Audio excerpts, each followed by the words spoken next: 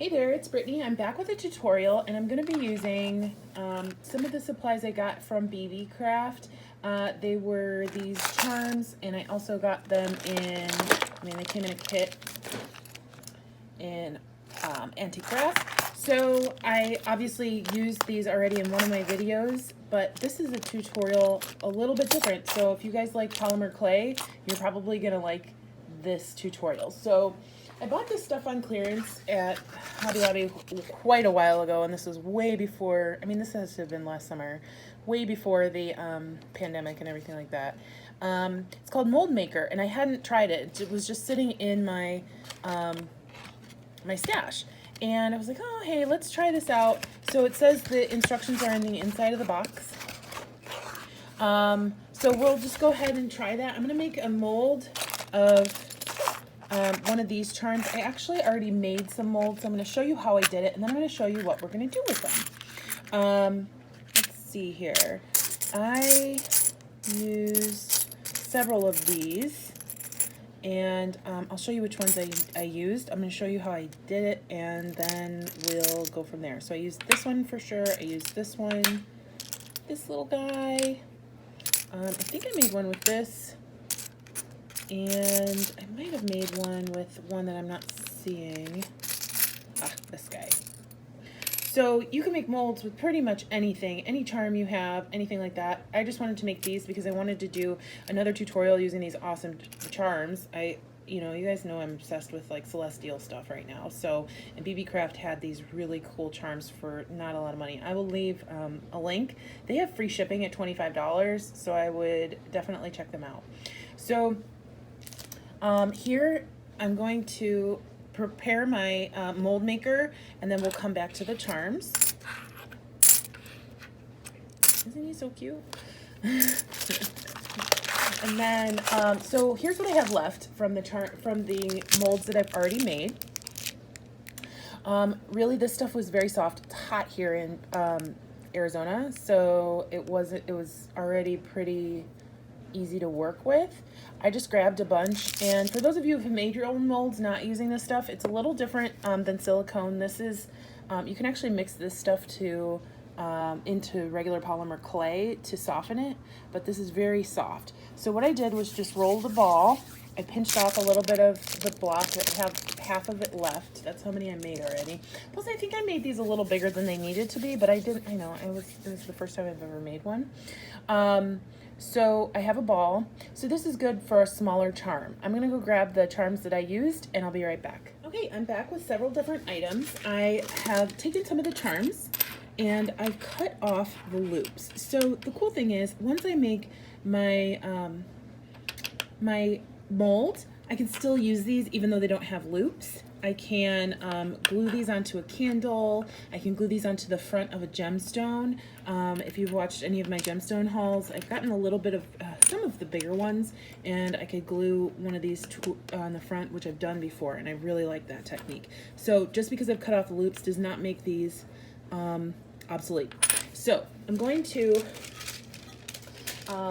grab one of the charms, and I've also grabbed a little tile. I got this from Lowe's. Oops, sorry, and it's dirty because I use it a lot. It's just not a mosaic tile, but a bathroom tile. I also grabbed a little piece of parchment paper. Don't use wax paper because you can't bake on that.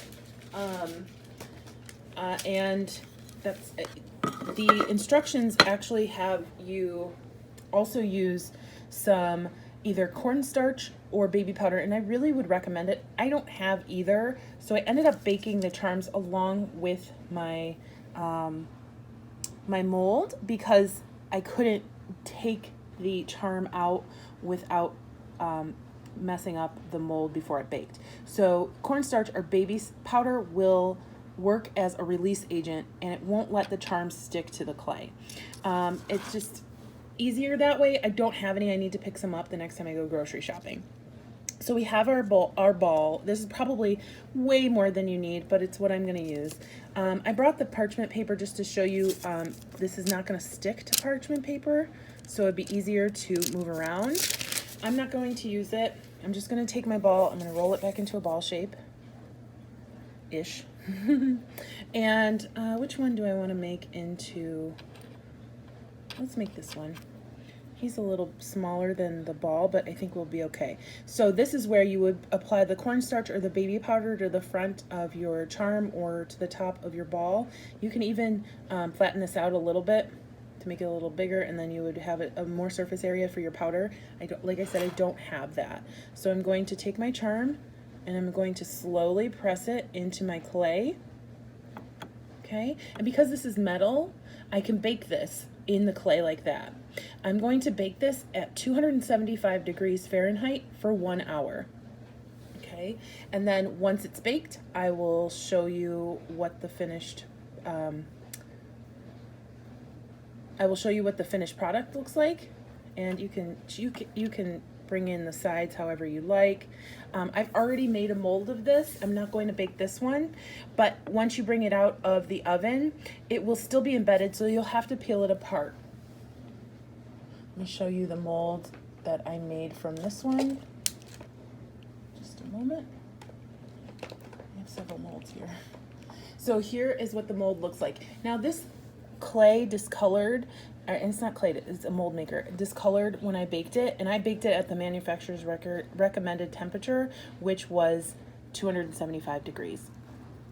So once I baked it, I peeled the piece out, and I actually just baked it right on the tile. You just make sure it's cool before you touch it, because I did burn some fingers because I'm very impatient. I'm such an impatient person when it comes to polymer clay.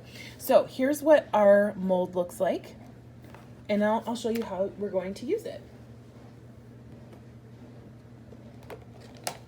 I have some clay here. I just have some Sculpey Souffle clay. I'm going to try and use a color where you can see. We'll try this. What color is this? Sea glass. It's like a teal.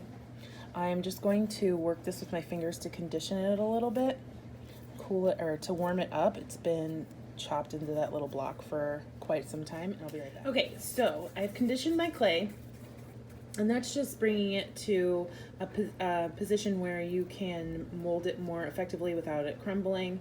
And so I've also wet my mold a little bit with some water, and that's to use as a release agent.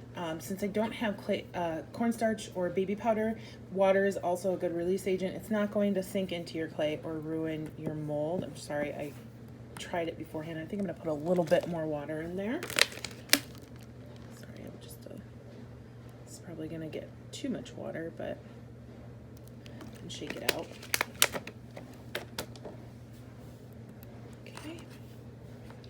All right, so then I have my ball of clay, and this is actually a little bit too much clay, and I can always add more later. And I want you guys to keep in mind, I just started using molds within the last few months. I'm by no means an expert. I'm just showing you what I've learned. And there are tons of tutorials out there. You guys, I really encourage you to do your own research, because you'll learn a lot more by going out and seeking it instead of somebody just bringing it to you. So I'm going to use my ball of clay. I'll put it in the center, and then I'm going to press down. Okay, and I'm going to press it into the recess of the clay mold. Now, if I had way too much clay, you could trim off the excess with a blade, and I probably will have just a little bit too much, but I'm not worried about it, because this is just a tester to show you guys how to use it. Okay, and I'm going to keep pressing for a little bit, because I want to make sure that all the cracks that were in the clay get worked out into the mold. And you can pull some of the edges back in because it's spreading a little bit.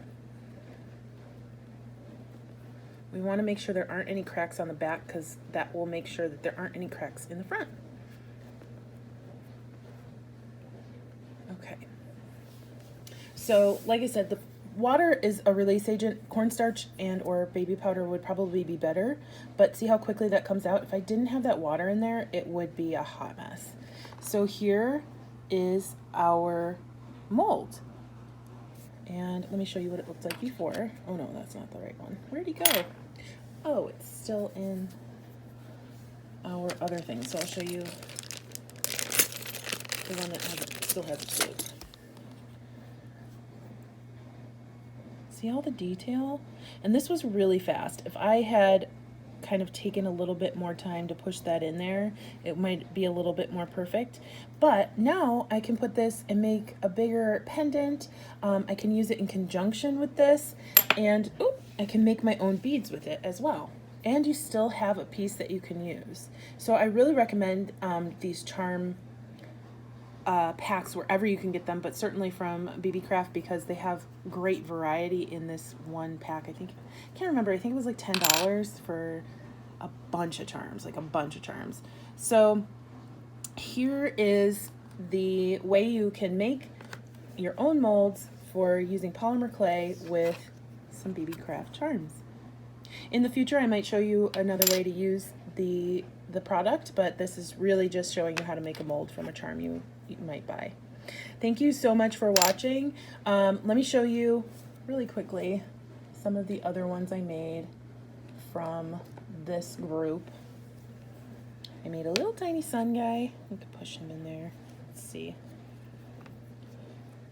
And of course, it's not going to come out with these edges, but you can use that on the front of a bead. You can make it into a bead. Oop, I need to wet this a little bit. Or you could just use the little face part, which I love faces right now. I'm obsessed. See how cute that comes out? And I just did it for 4 seconds. I didn't even try. He's so cute. I'm gonna make some beads out of these. I cannot wait to show you guys some things I've made with these molds. Let me know if you guys have any questions. Thank you so much for watching. I appreciate every single one of you, and check out Beebeecraft so you can see these cute little charms. I'll see you next time. Thanks for watching. Bye-bye.